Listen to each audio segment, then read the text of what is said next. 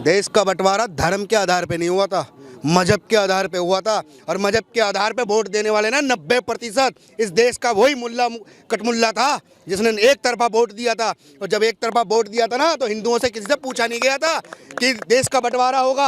आप कैसे कह रहे हो कि धर्म के आधार पे बंटवारा हुआ? धर्म के आधार पे नहीं, केवल मजहब के आधार पे हुआ। और मजहब के आधार पे इस्लामिक राष्ट्र बना है पाकिस्तान, और धर्म के आधार पर अगर अब बनेगा तो केवल हिंदू राष्ट्र भारत, केवल हिंदू राष्ट्र। भारत के हिंदुओं को छेड़ो मत, सीधी सी बात है। भारत संकल्पित हिंदू राष्ट्र की ओर बढ़ चुका है और हिंदू राष्ट्र बनेगा।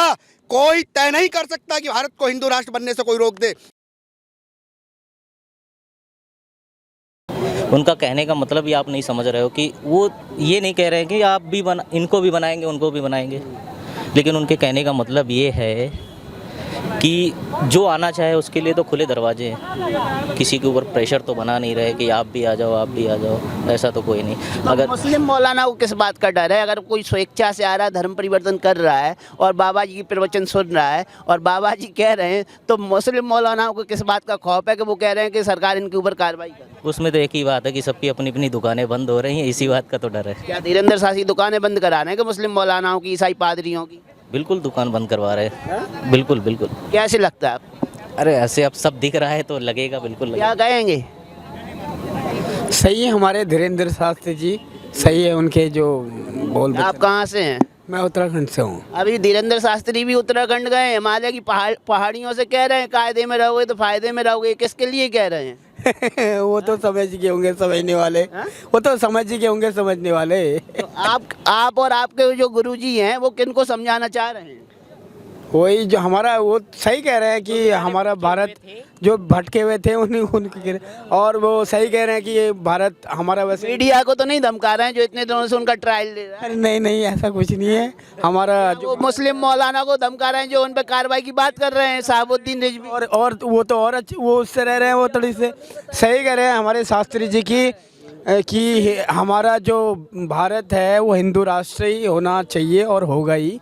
ये सही, सदा सही एकदम। देश का जब बंटवारा हुआ था वो किसके आधार पे हुआ था? संविधान के आधार पे हुआ था या धर्म के आधार पे हुआ था? बंटवारा धर्म के आधार पे हुआ था, लेकिन भारत के लोगों ने संविधान को चुना, सेकुलर। हाँ। आपको करेक्ट कर दूं, देश का बंटवारा धर्म के आधार पे नहीं हुआ था, मजहब के आधार पे हुआ था। और मजहब के आधार पे वोट देने वाले ना 90% इस देश का वही मुल्ला कटमुल्ला था जिसने एक तरफा वोट दिया था। और जब एक तरफा वोट दिया था ना, तो हिंदुओं से किसी से पूछा नहीं गया था कि देश का बंटवारा होगा। आप कैसे कह रहे हो कि धर्म के आधार पे बंटवारा हुआ?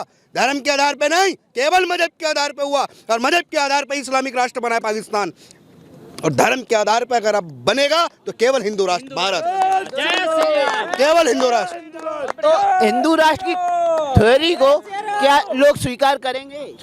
करना पड़ेगा, नहीं करेंगे तो दिया है पाकिस्तान, वहां जाके रह लो।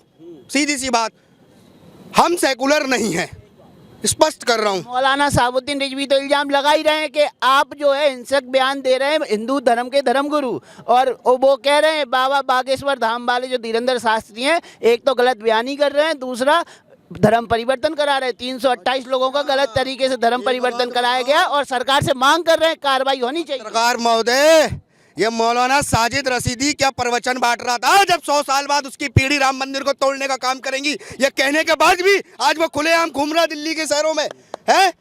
ये प्रवचन था क्या उसका? भारत के हिंदुओं को छेड़ो मत, सीधी सी बात है। भारत संकल्पित हिंदू राष्ट्र की ओर बढ़ चुका है और हिंदू राष्ट्र बनेगा। कोई तय नहीं कर सकता कि भारत को हिंदू राष्ट्र बनने से कोई रोक दे। भारत हिंदू राष्ट्र था, है और रहेगा। आप घोषणा करवा के छोड़ेंगे, घोषणा। जिस तरीके से धीरेन्द्र शास्त्री अभी पहाड़ियों से बोल रहे हैं कायदे में रहोगे तो फायदे में रहोगे, तो धमका के हिंदू राष्ट्र का निर्माण होगा। भाई साहब सच कह रहे हैं कि कायदे में रहोगे तो फायदे में रहोगे और हिंदुस्तान में रहोगे, और अगर कायदे से बाहर जाओगे तो पाकिस्तान जाओगे, सीधा सीधा पाकिस्तान जाओगे। इसलिए हिंदुस्तान की धरती पे रहने वाला हर व्यक्ति हिंदू है।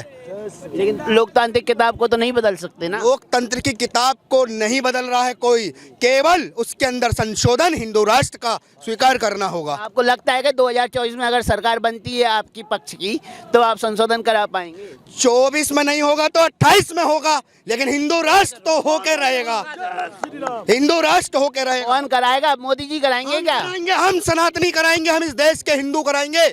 जब हम इस देश की सरकार को बनाते हैं ना, तो इस देश को संकल्पित हिंदू राष्ट्र की ओर भी हम हिंदू ही लेके जाएंगे। किसी सरकारों में दम नहीं है, केवल हिंदू राष्ट्र को तय करने का अधिकार हिंदुओं का है और बहुसंख्यक हिंदू तय करेंगे बस, और कोई तय नहीं करेगा। अगर मोदी जी अपनी राष्ट्रीय कार्य समिति की बैठक में कहते हैं हमें मुस्लिम धर्म के हर फिरके को साथ लेके चलना, हर घर तक पहुंचना है, तो वो तो साथ लेने की बात कर रहे हैं, सेकुलरिज्म की बात कर रहे हैं। भाई इसमें गलत क्या कह रहे हैं? तो लेके चलो ना साथ, कह तो रहा हूँ, कायदे में रहोगे, फायदे में रहोगे तो हिंदुस्तान में रहोगे। हिंदू राष्ट्र को तो मोदी जी भी इग्नोर कर रहे हैं। हिंदू राष्ट्र को स्वीकार करोगे तो भी हिंदुस्तान में रहोगे। मोदी जी तो नहीं करना चाह रहे ना। मोदी जी भी करेंगे और योगी जी भी करवाएंगे, और भारत का हर हिंदू हिंदू राष्ट्र के संकल्प को अपने बच्चों से भी करवाएगा, कोई नहीं रोक सकता।